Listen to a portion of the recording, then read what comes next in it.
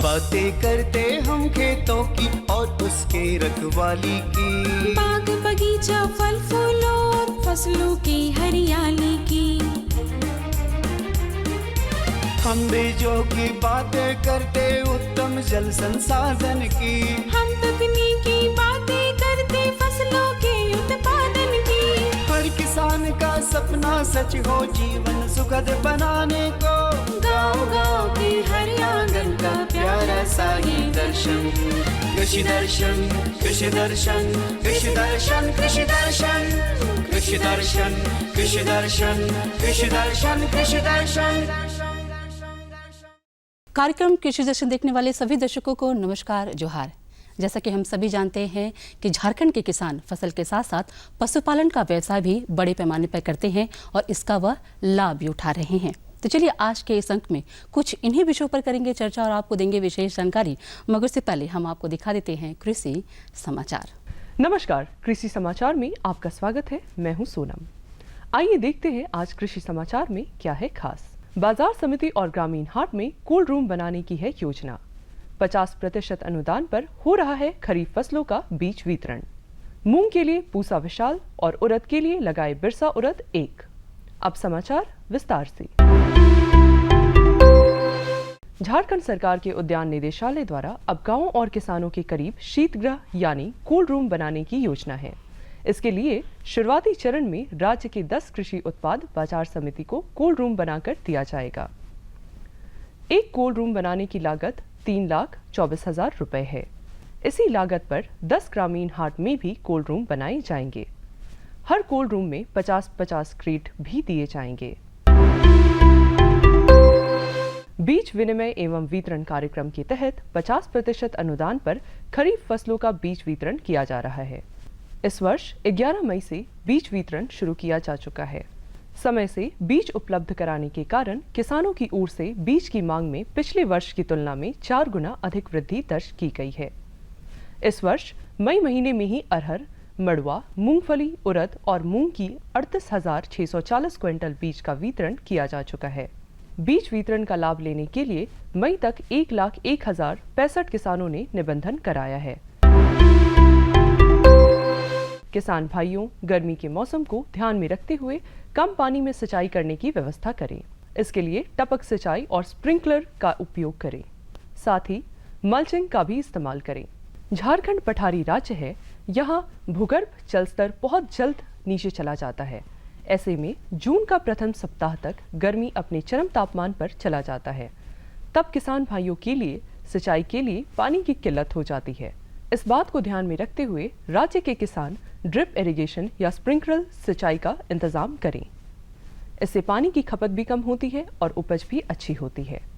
इसके साथ मल्चिंग भी करें। किसान भाई, अभी के समय में पानी की आवश्यकता को ध्यान में रखते हुए आप ड्रिप, स्प्रिंकलर और मल्चिंग का अपने खेतों में प्रयोग करें तो कम पानी में अधिक से अधिक आप उत्पादन ले सकते हैं। खरीफ दलहनी फसल मूंग के बेहतर उत्पादन के लिए पूसा विशाल SML 668 या IPM 2S3 लगाएं। जबकि मूंग के बेहतर उत्पादन के लिए बिरसा उड़द 1, बिरसा उड़द 2 या WBL 109 लगाएं। मूंग की बुआई में 30 किलोग्राम बीज और उड़द की बुआई में 20 किलोग्राम बीज प्रति हेक्टेयर की दर से लगाएं। इन दोनों की बुआई में कतारों के बीच 30 सेंटीमीटर और पौधों के बीच 10 सेंटीमीटर की दूरी रखें। मूंग के अनुशंसित प्रभेदों की उत्पादन क्षमता 12 से 15 क्विंटल प्रति हेक्टेयर है, जबकि उड़द के अनुशंसित उन्नत प्रभेदों की उत्पादन क्षमता 15 से 20 क्विंटल प्रति हेक्टेयर है। मूंग और उड़द से अच्छी उपज लेने के लिए किन उन्नत प्रभेदों का चुनाव करें, आइए इस संबंध में जानते हैं कृषि विशेषज्ञ से। पूसा विशाल, इसके अलावा SML 668 और एक है IPM 2-3। इसके अलावा एक अपेक्षाकृत पुरानी किस्म है मेहा। ये सभी किस्में जो हैं झारखंड की जलवायु के लिए उपयुक्त पाई गई है। उसी तरह उड़द के लिए बिरसा उड़द 1, बिरसा उड़द 2 और WBL 109। राज्य के जो किसान ऊपरी जमीन यानी टाण खेत में सब्जी फसल या किसी अन्य फसल की खेती कर रहे हैं तो उसमें निकौनी का काम करने के लिए पेग हो का इस्तेमाल कर सकते हैं। इसकी कार्य क्षमता 18 से 20 डिसमिल प्रतिदिन है। आज हम जानेंगे मिर्च फसल में कीट नियंत्रण के उपाय के बारे में।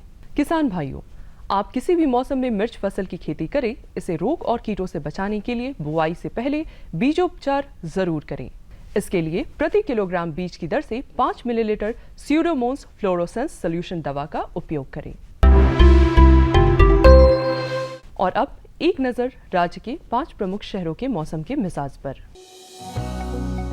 आज राज्य के 5 प्रमुख नगरों के अधिकतम और न्यूनतम तापमान कुछ इस प्रकार दर्ज किए गए। रांची का अधिकतम तापमान 37 डिग्री सेल्सियस और न्यूनतम 25 डिग्री सेल्सियस। जमशेदपुर का अधिकतम तापमान 38 डिग्री सेल्सियस और न्यूनतम 32 डिग्री सेल्सियस। मेदिनीनगर का अधिकतम तापमान 45 डिग्री सेल्सियस और न्यूनतम 28 डिग्री सेल्सियस। देवघर का अधिकतम तापमान 38 डिग्री सेल्सियस और न्यूनतम 27 डिग्री सेल्सियस।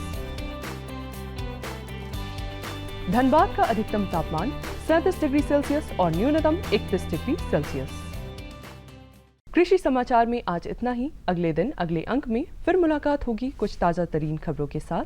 तब तक के लिए दीजिए इजाजत। नमस्कार, जोहार। तो किसान भाइयों, आप देख रहे थे कृषि समाचार, जिसमें आपने कृषि संबंधी ढेर सारी जानकारियां प्राप्त की। मौसम के मिजाज से लेकर मंडी के भाव के बारे में भी आपने जाना। जानकारियां तो अभी और भी हैं जो हम आप तक पहुंचाएंगे, मगर उससे पहले हम लेते हैं एक छोटा सा विराम।